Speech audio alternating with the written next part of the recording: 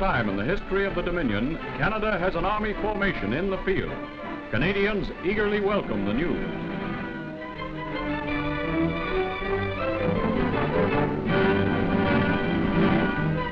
Now the story can be told.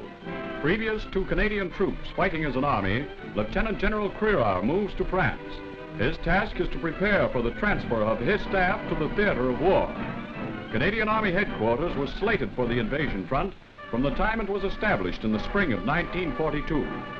Since last fall, the staff has worked on specific plans and preparations for the present campaign. Now is the time these plans go into operation.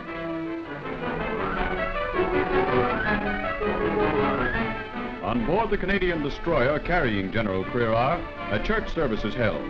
Prayers are offered up for the success of the great operations which lie ahead.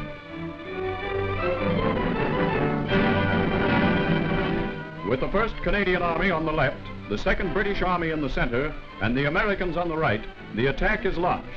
Under General Montgomery's supervision, the 1st Canadian Army wins its spurs in the attack against the Caen Hinge, the prelude to Paris.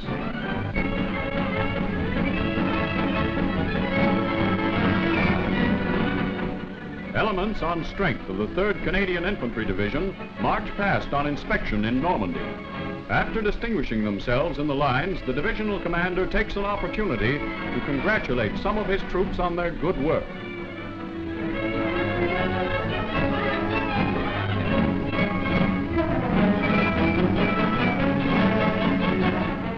Major General Keller inspects the men who contribute so much to the winning of the war, the infantry. Backed by all the other branches of the service, it's the foot slogger who invests the objective. All arms are organized to back up the man behind the gun who takes and holds the ground. During a rest period before the next offensive, the CO sees his command at close range. He passes on to them information regarding future plans. In this way, everybody is in the picture so that he can play his part in the great pattern which spells for the Allied nations victory.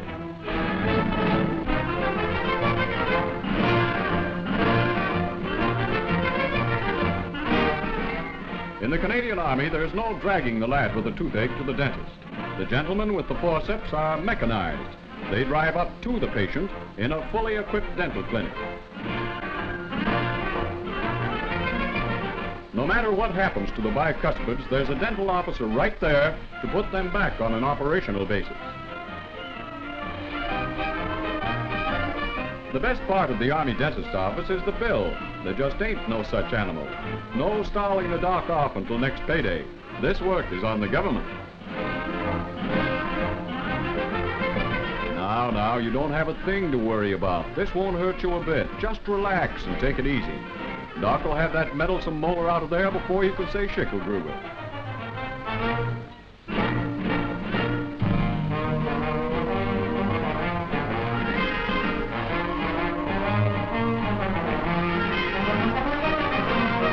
Skilled dental officers have been specially selected from all parts of Canada to give field service to man on the battlefront.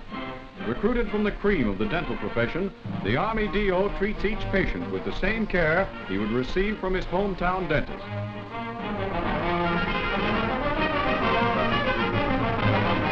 A DR speeds a newly made denture to dental company headquarters.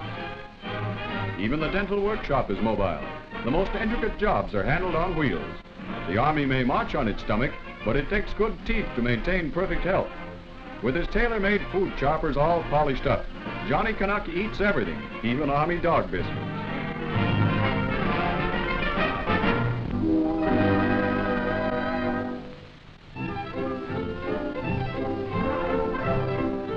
Back in Canada, rationing of meat has been suspended.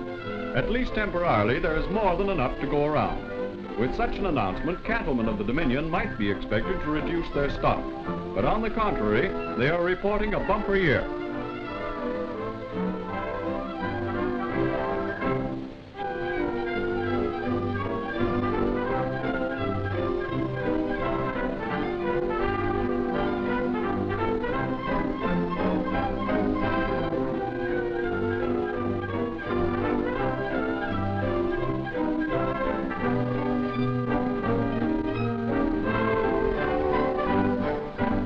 At a typical roundup in southern Alberta, this year's beef crop lives up to the well-known reputation of prime Canadian beef.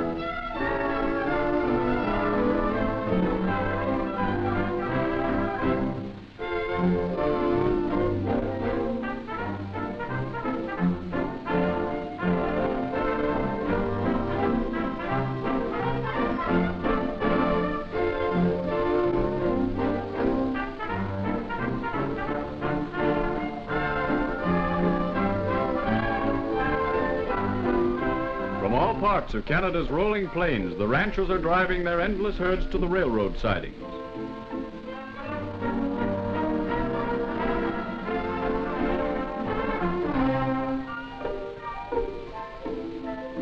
From Canadian prairies goes the most vital of all war foods to the soldiers and civilians of the United Nations.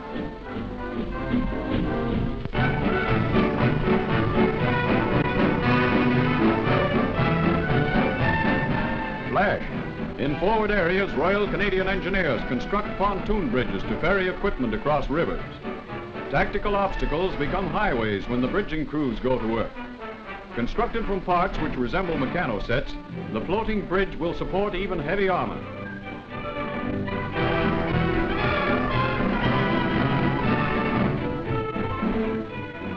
A vital aid to the drive across the Orne River is the pontoon bridge. It enables Canadian and British tanks to move into the tactical picture en masse. Through its use, General Montgomery is able to command the front by bringing his armor to bear in force on the enemy flank.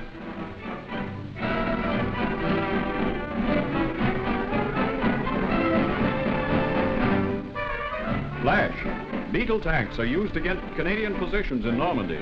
They made their first appearance last winter in the Anzio beachhead in Italy.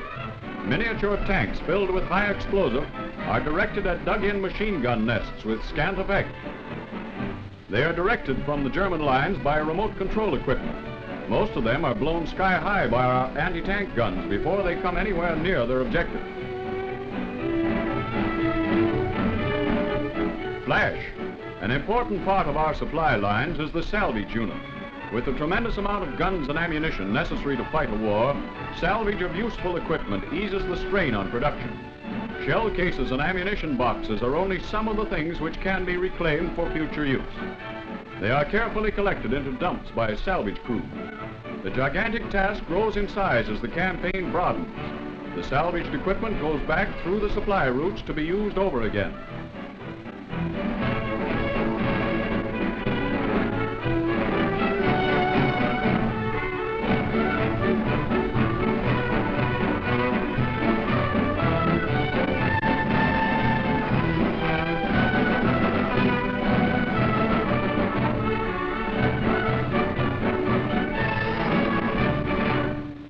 Flash.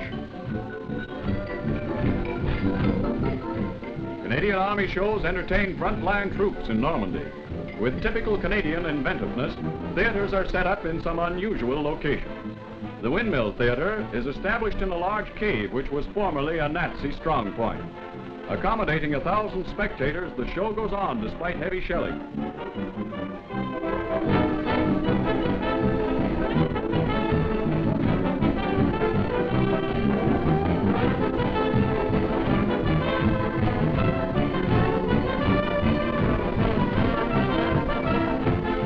Typical of makeshift stage construction is the theater erected by the Army show for its invasion review. In a sheltered valley, the troopers set up their portable stage and carry on with the performance. A real treat is Army entertainment for troops just out of the line. They relax and forget for a few moments the gruesome business of war as the dance goes merrily on.